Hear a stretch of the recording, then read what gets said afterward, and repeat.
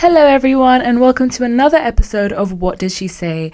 It is so good to have you here. If you're new, my name is Chrissy. I am your host today and always. And if you're a returner, thank you so much for coming back. I'm not gonna lie, this is probably the most this is the most done up I've ever been for an episode. Usually I've just got my hair slicked back and we're giving zero effort in the makeup department. But today, guys, I showered, I did my hair, trying this whole new finger coil thing, and I tried new products. So I thought I would just look all cutesy for the episode today, especially because we're talking about a really special and fun thing. I thought, why not look cute? I'm not gonna lie, also sometimes I'll be editing and I'm like, why do you look so ugly? Actually give some effort, it's not gonna kill you. So guys, I kind of have a low-key beat on today. Look at the face. If you're watching, look at the face, okay? I did makeup today. And if you're listening, just know that I look super cute, and I suggest you go and check out my Instagram because you're going to see a clip there and you can see my cute little hair and face. Also, we have a super cool t-shirt on today. We have a Goku top. No, I haven't watched Dragon Ball and I will never, because I am not a 14-year-old boy.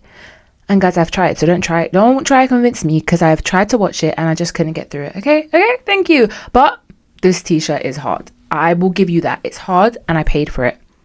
I paid my own money for this. I didn't want you to think it was just gifted and I'm wearing it by force. No. I bought this myself because it looks so cool. I love the colour. Anywho, enough about me. Will it ever be enough about me when it's literally what did she say and I'm said she? Lol. So we've been here for a minute, guys. I'm not gonna lie, it's been a good few weeks now. I think we're coming into 1 month of the podcast, and I'm not gonna lie, it's going really well. By the grace of God, I think she's doing well. I just want to touch on a few things. I keep on getting questions about if I'm gonna have guests.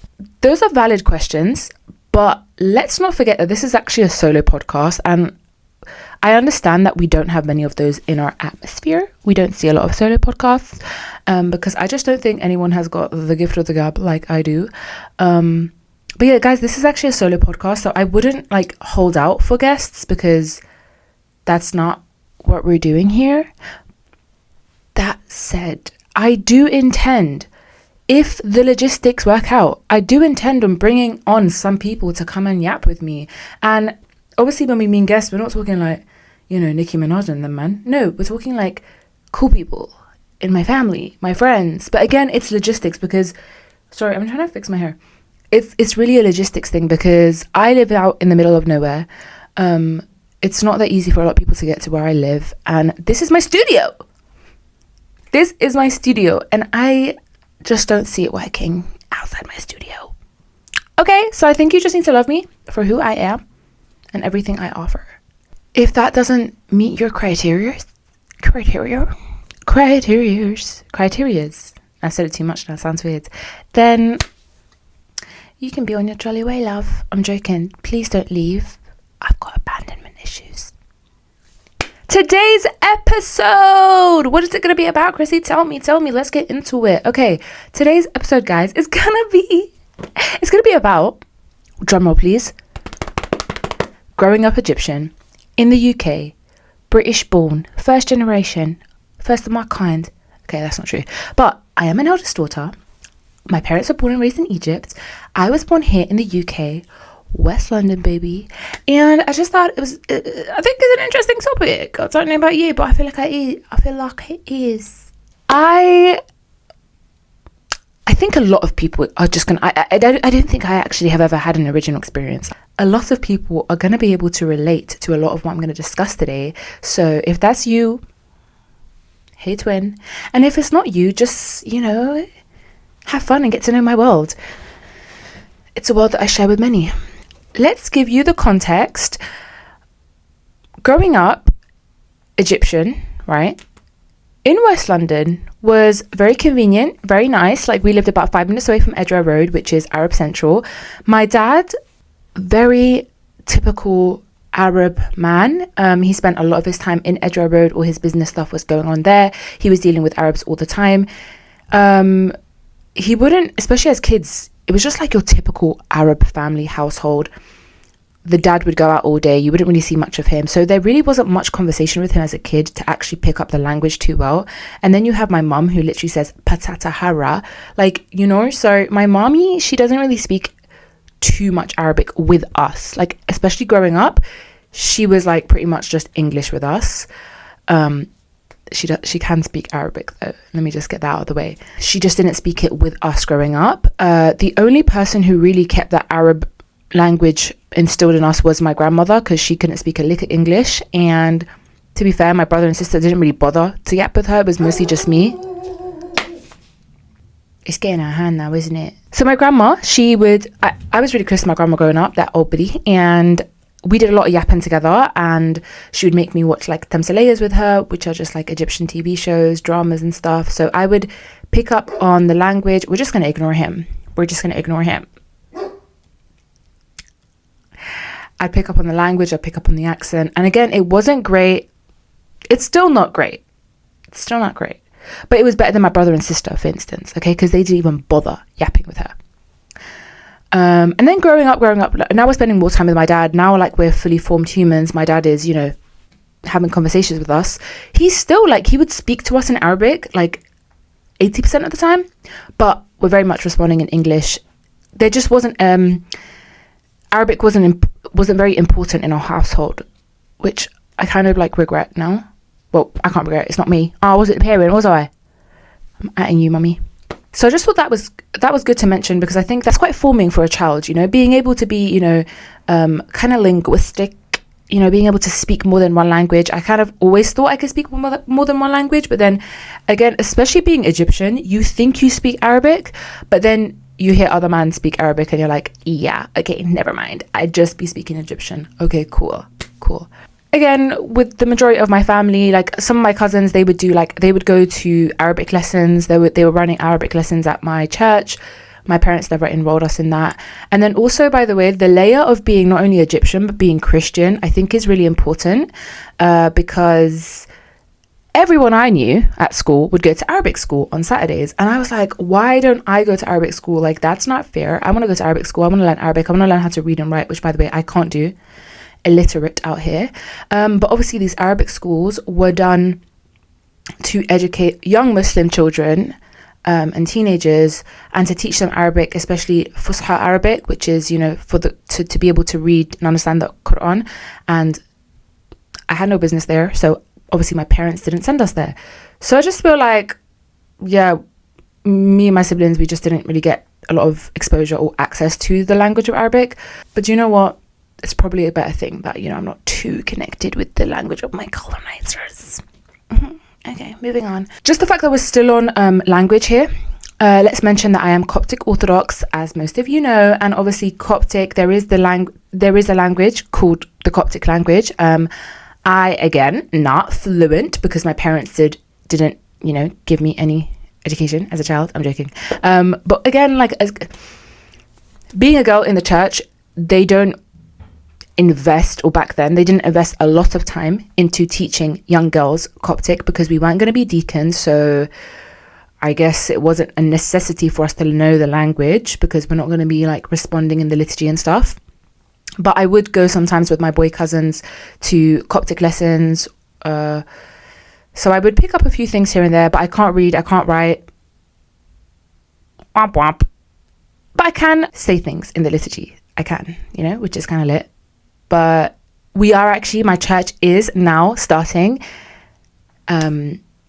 fortnightly. Is it fortnightly?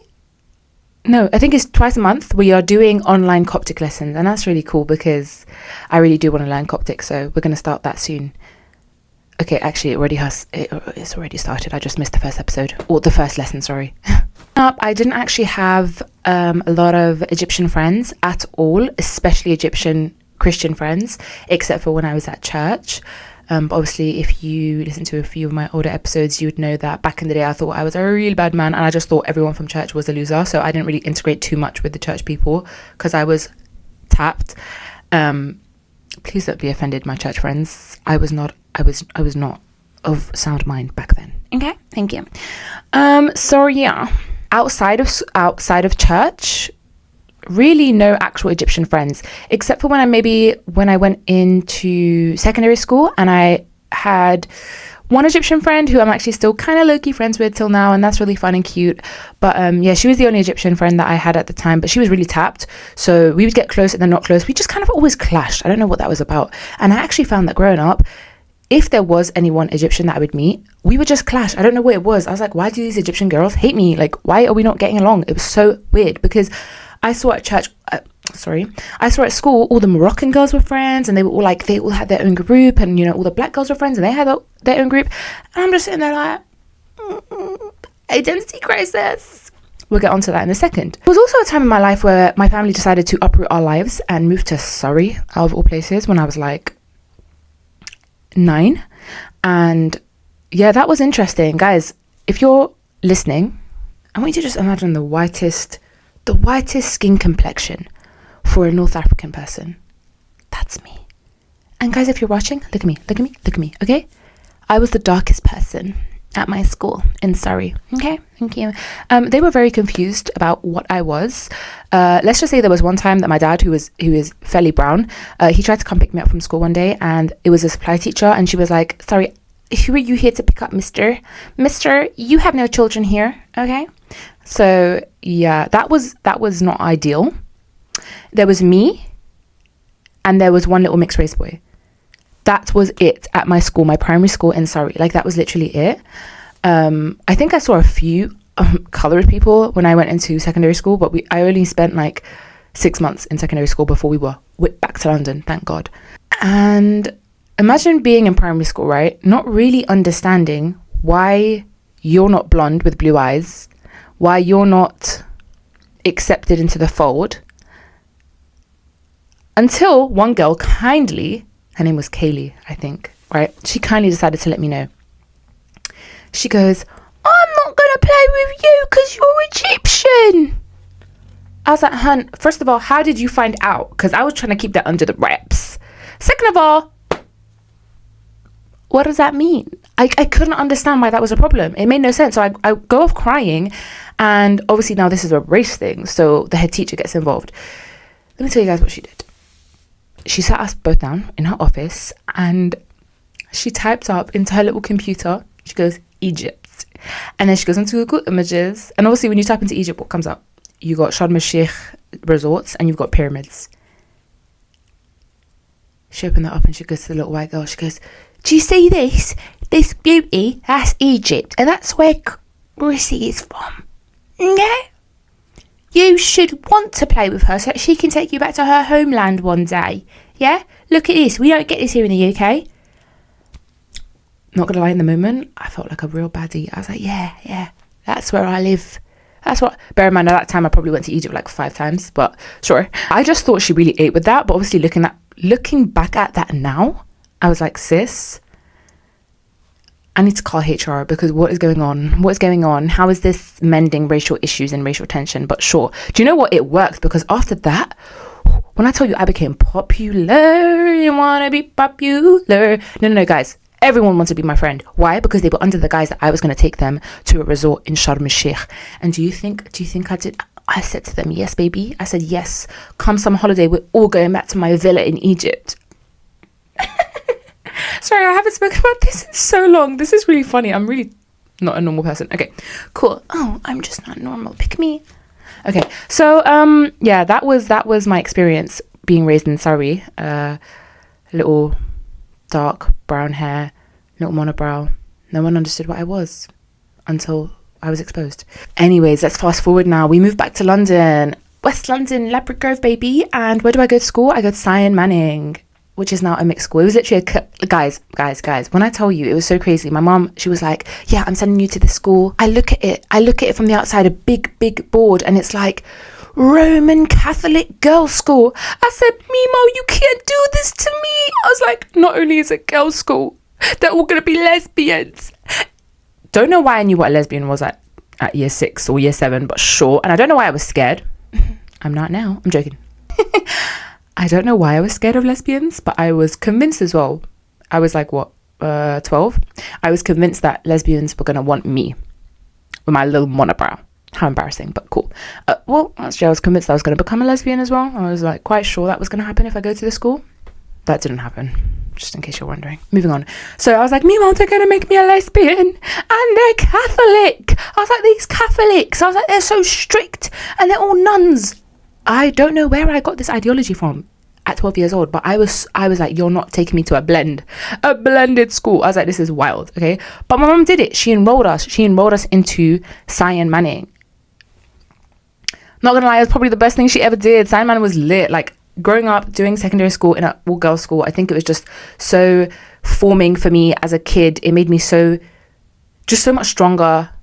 I was in a school which was so multicultural. I think that the anomaly would be a white kid. Like, the anomaly would be a white girl, and even then, she was acting more cultured than me at some point. No, not at some point, most points. Because here we're going to go into the cultural identity.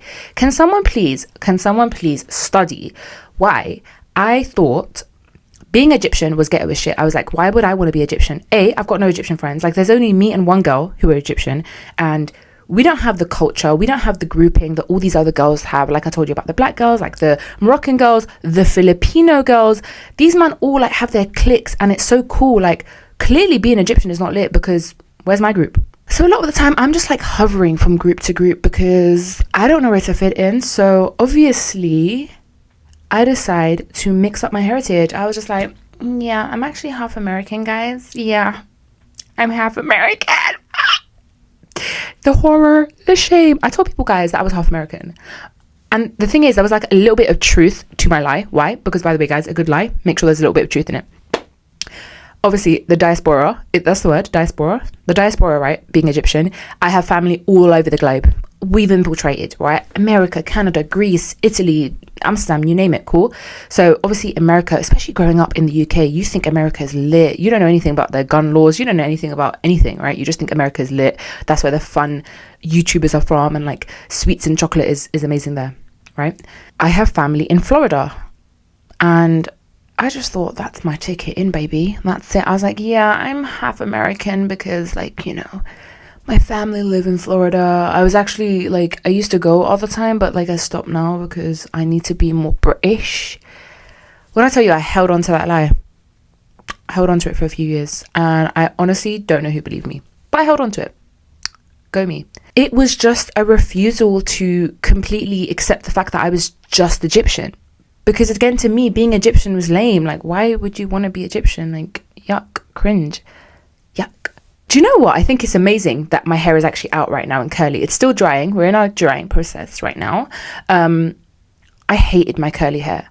I think a lot of you who are listening now, to the girls, to the girlies, you're going to relate that growing up, our parents just had no idea how to do our curly hair, because it would either look like a bush, it would look frizzy, it would look ugly, and we just all associated beauty with having straight hair. Any Eid, any Christmas, any Easter, any party, straighten the hair, because that's beauty. Curly hair, not beautiful. So we completely disconnected beauty and curly hair.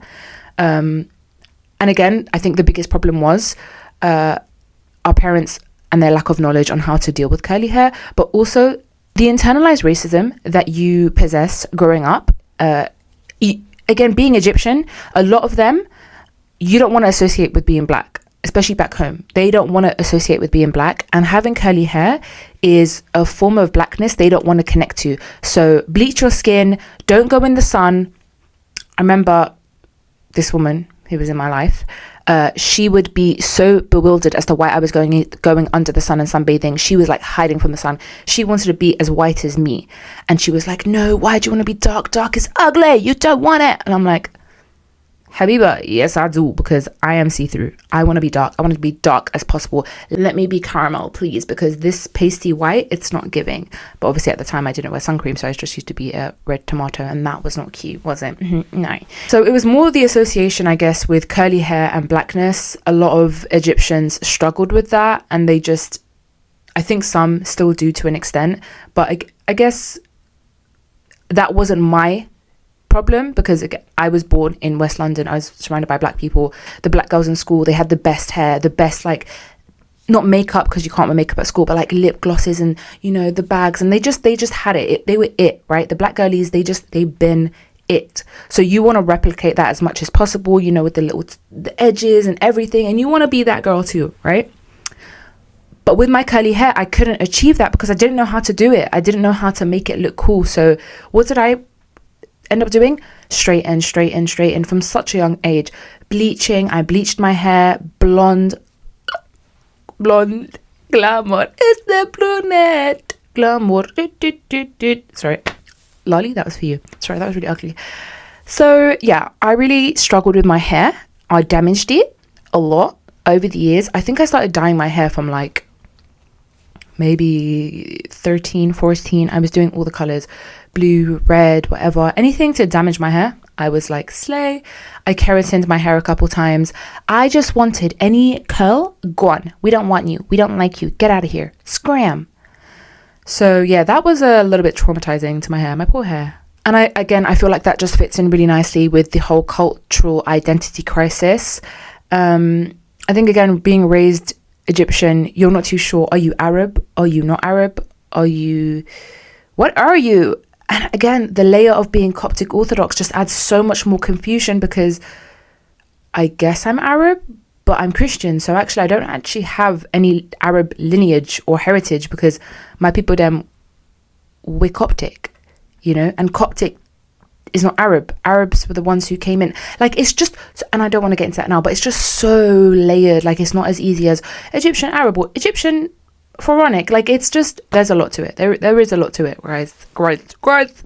I think the only time I started to really embrace my heritage and kind of accept who I was probably now I got a little bit smarter around year 11, and I was going to sixth form with my best friend. She's got this girl has had so many shout outs on this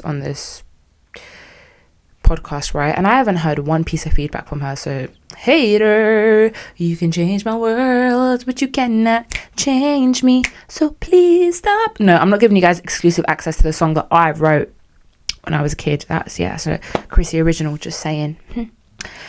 Sorry, I go into sixth form now, and I think going into sixth form, you just feel like you're brand new. You're a brand new baddie. And I started to really embrace the fact that I was Egyptian. I let go of that stupid Americanness, and I just embraced the fact that I was Egyptian. I thought it was cool. I thought it was hot, because especially at that time, now I'm hot. So like, I'm just embracing everything that comes with being me. And Egyptian was part of that. So I did that. I was like, yeah, I'm Egyptian. Yeah, slay for me. Now let's talk about like family dynamics. Thanks to the diaspora, like I said, we have a lot of family across the globe. Here in the UK, I am so blessed that actually my whole family are here. So not just my immediate family, obviously, but like all my dad's sisters, they're here. His two parents, here. Same thing on my mum's side. Her siblings, all here. Her two parents, here. Growing up, okay? So a lot of people don't have that blessing. A lot of people I know from church, that I know generally, like they'll even have their grandparents still living in Egypt. And that's crazy. That's really crazy to me. And that's like so sad, low-key, right? No, high-key, that's sad. I was really blessed that all my family are here. That meant we obviously always had like gatherings and access to just real authentic Egyptian food, which is, again, such a beautiful blessing, right? Cool. We would go to Egypt every single summer, without a doubt. My dad it's like he had no map. He had no globe. He thought Egypt was the only country to exist other than UK. He said, Egypt, that way, let's go. When I tell you, I was such an ingrate, because not only did we go to Egypt every single summer, but like, كنا بنمشي نصيف. So that means like we would go, how do I explain that? So we lived in Cairo. My family are actually from Giza, where the pyramids are. Slay. Okay, so we would live in Cairo, but we would spend like a week away or 2 weeks away at like, you know, Sharm el-Sheikh, Marsa Alam, Hagada, wherever, right? So we're so incredibly blessed that as children, we were getting to spend our summers abroad, when most of my friends didn't do that. Like, most of my friends didn't know how to swim. Most of my friends don't know how to swim till this day. Why? Because they didn't have that access to beaches and pools every single summer the way that I did. I never did swimming lessons, but, you know, my dad would just throw me into water and boom, I learned how to swim. That was a blessing. maybe not the way he went around it, but like still it was a blessing. Yeah, I just didn't realize what a blessing it was, because there came a time in my life where I was just like, oh my gosh, I hate going to Egypt, it's so long. And we would go to Egypt for like 5-6 weeks, maybe longer, like a 2-month stretch in Egypt, and I used to hate it. I was like, it's so hot, it's so long here, like no, I want to go back home. Bruh, if I had the choice now, what do you think I would say? Obviously not that. So I was just a little bit ungrateful as a kid. When I turned 17, that's when I stopped. You know, I didn't have to keep on going to Egypt every single summer. And wow, did I regret that quickly? Because summers I started to look very pasty, because I was not going abroad. Abroad. Thank you. Now, Egypt in summer was actually really lit. Even growing up, like you just get to see all the family that you don't see on a regular, and they were so nice to you, and they would just wanted to serve you, and they would come and visit. Like we actually had a really good family unit as well in Egypt when I was growing up, and everyone was friends with everyone, and it was just so super fun. And we'd just go on holidays as like really big groups. Like we would go to Masyafs together, like again, Masyaf, it could just be anywhere outside of Cairo with like a beach and a hotel and whatnot. Like it would be so fun. So that was cool. Now I'm older and I go to Egypt by my own free will. It is a completely different experience. When I was growing up, we literally couldn't, like, women couldn't go out by themselves. Big no-no, especially in Cairo. No, definitely in Cairo. You wouldn't go out by yourself if you're a woman. The things you wore, you're not wearing anything like short. You're not wearing like anything too tight. You're not going to wear anything showing your shoulders. Like even till now, low key, like my dad is still a bit sus about me going out with maybe a top that's a little bit too low. Even I am, like, I'm not gonna go out in Cairo without like a shawl or something just to cover me up, because you know those men are a bit disgusting, you know, and you're not really as safe, I guess. But that's not true, because this summer I went to Egypt and I had an amazing time. I was out here catching Ubers all by myself, and God protected me and I was safe. I just remember my times in Egypt, even till this day, are just very wholesome, very good experiences. I really don't have too many negative experiences about being in Egypt. I mean, the craziest thing that really has happened to me was maybe like I was in a church last summer and I was just minding my own business, taking in the glory and the awe of being in the St. Mary's Church, Btat El Zatoun. And this one auntie just randomly, she comes up to me and she goes, I'm going to say this in English. Hi, my lovely. Just a question. Are you single? I was like, yeah. Oh, she doesn't say single. She says, are you married? Because that's, you know, it's either you're married or you're not.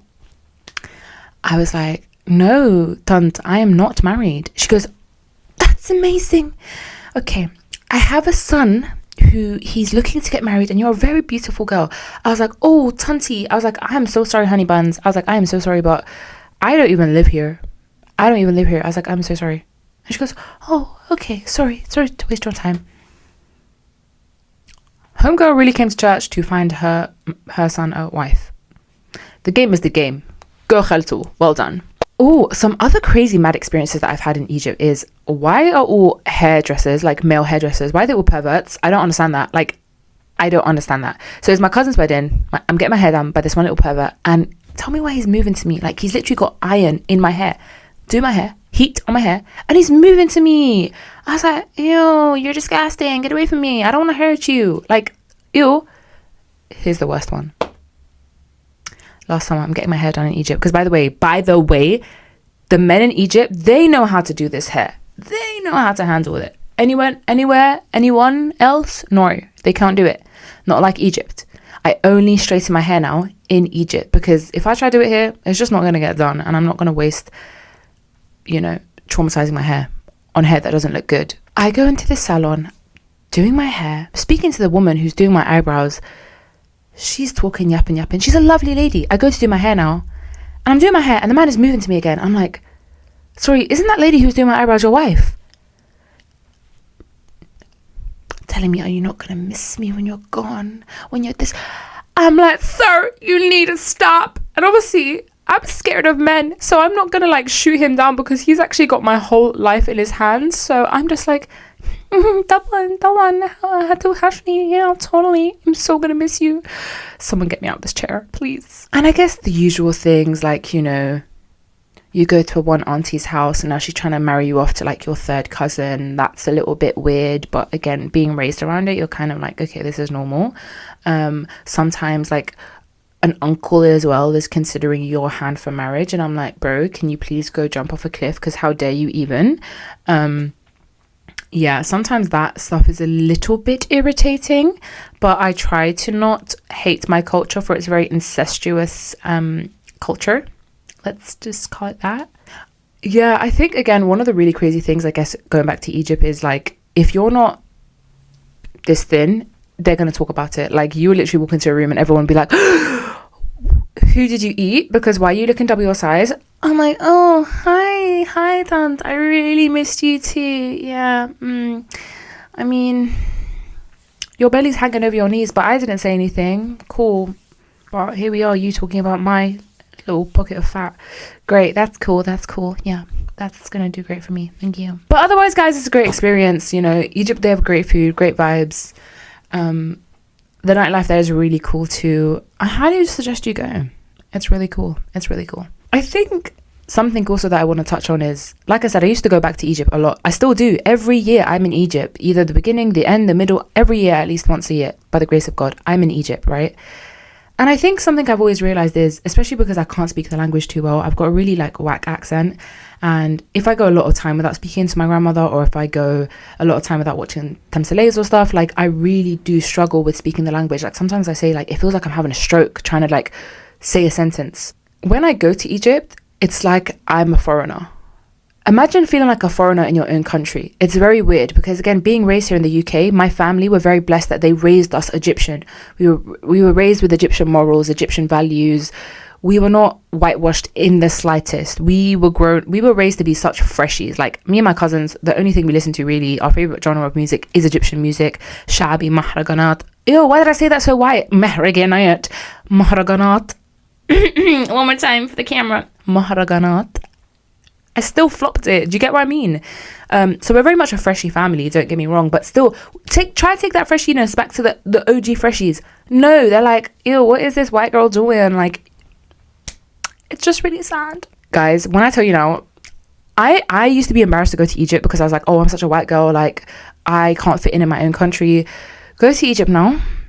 All the girlies, they speak like this now. Either so انتي من London. ما أنا بموت for London. بجد, I really love it. I love to go to London. Yeah, they all talk like that. I'm not even trying to mock them, but like, these men don't want to speak Arabic anymore. You know, you have Masr and you have Egypt. Yeah, I'm not from, أنا مش من مصر. I'm from Egypt. Girl, you gotta be for real, because what is that? The self-hate. Like, it's big 2024 and you're still suffering with self-hate. Listen, it's not for me to judge in it. Let me move on. My issue is going to Egypt and feeling like I'm not Egyptian. And then I guess equally, being here in the UK, I also don't feel like, I know I'm not English, but I'm British, right? Because you're born in the UK, you're British, and I'm British. Cool blimey, right? Cool blimey. But put me in a room filled with white people, and I'm like, cool blimey, this ain't it, mate. I'm scared. Not of them, sometimes, but more of like, I don't fit in here. Like, I know I don't. I know I don't fit in the lingo. I don't fit in with the jokes. I don't vibe with you, man. Like, but these men are British and I'm British. So what's that? What's that about? I also feel like a big part of that is also because I wasn't raised around a lot of English people. I was raised around a lot of different cultures other than British people, or English people. So I think that plays a big part in it. But do you get my problem? It's like, I'm not Egyptian enough for the Egyptians and I'm not white enough for the white people. So I know it sounds like womp womp who, like, I'm not actually crying about it. I'm just trying to paint a picture for you that when you are raised the way that I was, it's kind of hard to fit in ethnically. But that said, since I've had the grace of God to have such a good community and fellowship in my church now, I do feel so at home. I feel so comfortable now in my Egyptian heritage, in my Coptic heritage, to be so much more precise. I have a home, I have a family of people who look like me, speak like me, act like me. We share the same values, we share the same discussion points. Like, it's really nice and it's very comforting. So I think for the first time in my life, I actually feel very secure in my heritage, in my ethnicity, in my race. Like, it's really nice. I'm learning so much more now, especially as I grow up. I'm learning more about my culture. I'm learning more about the history of my land, of where my parents were born. It's actually really nice. So I just wish that when I was growing up, someone spent a little bit more time educating me on how to blend a little bit better into actual British values that, don't include colonization across the whole globe, not those values. No, thank you.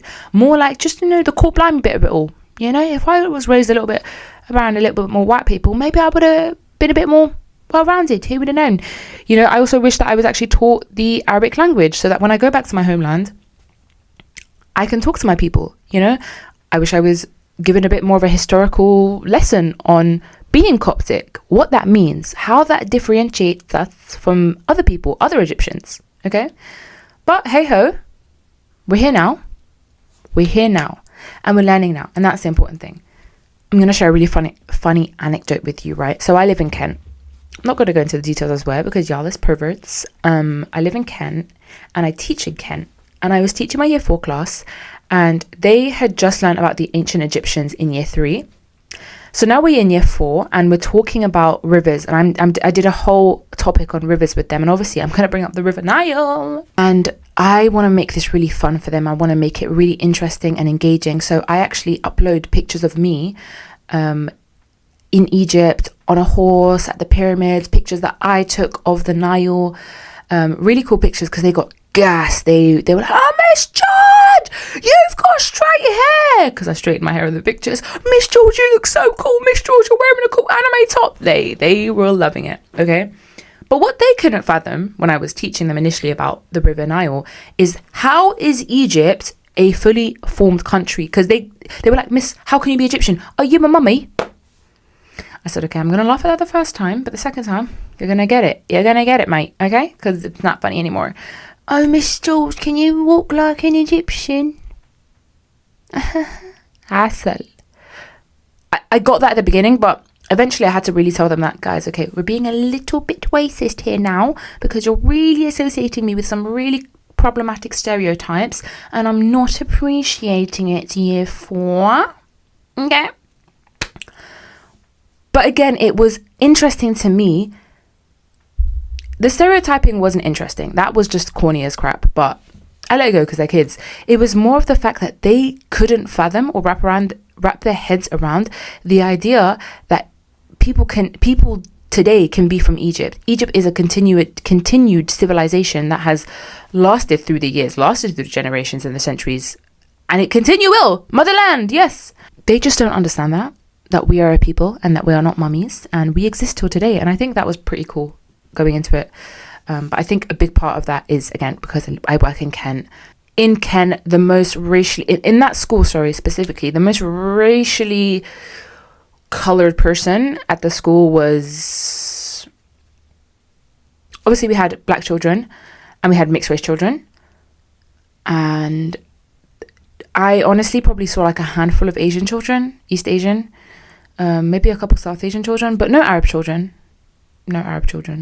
So yeah, I think it's, when you're not exposed to it, you don't know it. So it's just kind of, you're blissfully ignorant. But yeah, that's just kind of been my experience, guys. I feel like I have probably left a lot out, but this is what's come to my mind at the moment. I do it, as you can tell, I don't do a deep script for this podcast. Like, I really just open the mic and I start yapping, and whatever comes into my mind, lucky you. And whatever I forget, I get really annoyed with myself later. I'm like, darn it, I should have mentioned this and this, but then I just have to let it go. It is what it is. Let it go. No.